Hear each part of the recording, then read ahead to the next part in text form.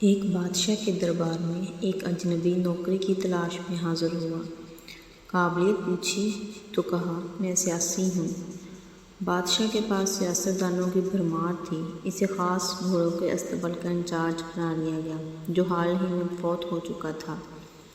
چند دنوں بعد بادشاہ نے اسے اپنے سب سے مہنگے اور عزیز گھوڑے کے متعلق دریافت کیا۔ اس نے کہا نسلی نہیں ہے۔ بادشاہ کو تعجب ہوا۔ اس نے جنگل سے سائس کو بلا کر دریافت کیا۔ اس نے بتایا گھوڑا نسلی ہے لیکن اس کی پیدائش پر اس کی ماں مر گئی تھی۔ یہ ایک گائے کا دودھ پی کر اس کے ساتھ پلا ہے۔ مسول کو بلایا گیا۔ تم کو کیسے پتہ چلا اصیل نہیں ہے؟ اس نے کہا جب یہ گھاس کھاتا ہے تو گایوں کی طرح سر نیچا کر کے، جبکہ نسلی گھوڑا گھاس منہ میں لے کر سر اٹھا لیتا ہے۔ بادشاہ اس کی فراست سے بہت متاثر ہوا۔ مسول کے گھر اناج، گھی، بھنے دمبے اور پرندوں کا اعلیٰ گوشت بطور انعام بھجوایا۔ اس کے ساتھ ساتھ اسے ملکہ کے محل میں تعینات کر دیا۔ چند دنوں بعد بادشاہ نے مصاحب سے بیگم کے بارے میں رائے مانگی۔ اس نے کہا طور اتوار تو ملکہ جیسے ہیں لیکن شہزادی نہیں ہے۔ بادشاہ کے پیروں تلے سے زمین نکل گئی۔ حواس بحال کیے تو ساس کو بلا بھیجا۔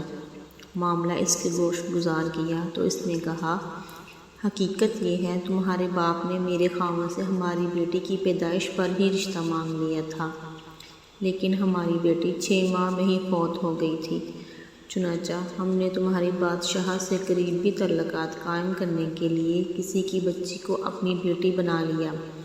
بادشاہ نے مصائب سے دریافت کیا تو تم کو کیسے علم ہوا؟ اس نے کہا اس کا خادموں کے ساتھ سلوک جاہلوں سے بھی بدتر ہے۔ بادشاہ اس کی فراست سے خاصا متاثر ہوا۔ بہت سا اناج، بھیڑ بکریاں بطور انعام دیں۔ ساتھ ہی اسے اپنے دربار میں متعین کر دیا۔ کچھ وقت مزید گزرا۔ اب پھر بادشاہ نے مصاحب کو پھر بلا لیا۔ اپنے بارے میں دریافت کیا۔ مصاحب نے کہا جان کی امان پاؤں تو بادشاہ سلامت کو عرض کروں۔ بادشاہ نے وعدہ کیا۔ اس نے کہا نہ تو تم بادشاہ زادے ہو اور نہ تمہارا چلن بادشاہ والا ہے۔ بادشاہ کو تاؤ آیا مگر اب وہ جان کی امان دے چکا تھا۔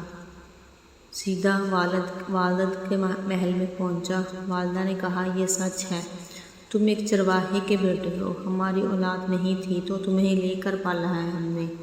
بادشاہ نے مصاحب کو بلایا، پوچھا بتاؤ تجھے کیسے علم ہوا؟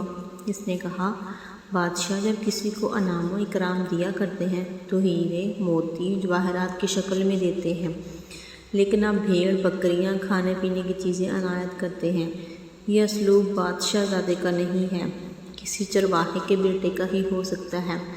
سچ کہتے ہیں کہ عادتیں نسلوں کا پتہ دیتی ہیں۔